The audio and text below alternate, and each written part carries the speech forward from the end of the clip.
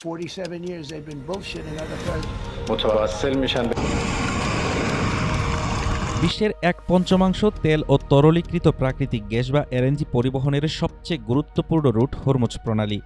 আর এই কৌশলগত নৌপথটি এখন হয়ে উঠেছে যুক্তরাষ্ট্র ও ইরানের মধ্যকার বিরোধের মূল কেন্দ্রবিন্দু।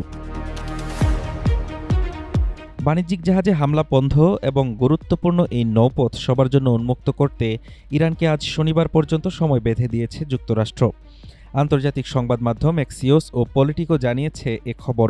গত বুধবার নেটো শীর্ষ সম্মেলনের ফাঁকে ইরানের সঙ্গে যুদ্ধবিরতি শেষ করার ঘোষণাও দেন মার্কিন প্রেসিডেন্ট ডোনাল্ড ট্রাম্প।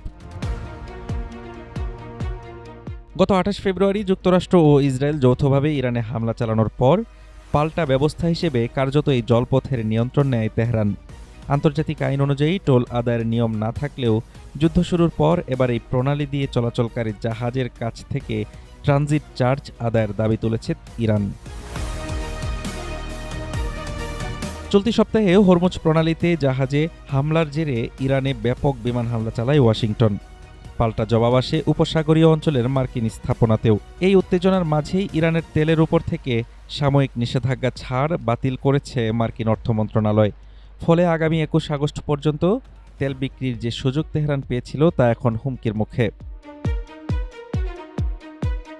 সংকট সমাধানে কূটনৈতিক তৎপরতাও চলছে সমান্তরালে।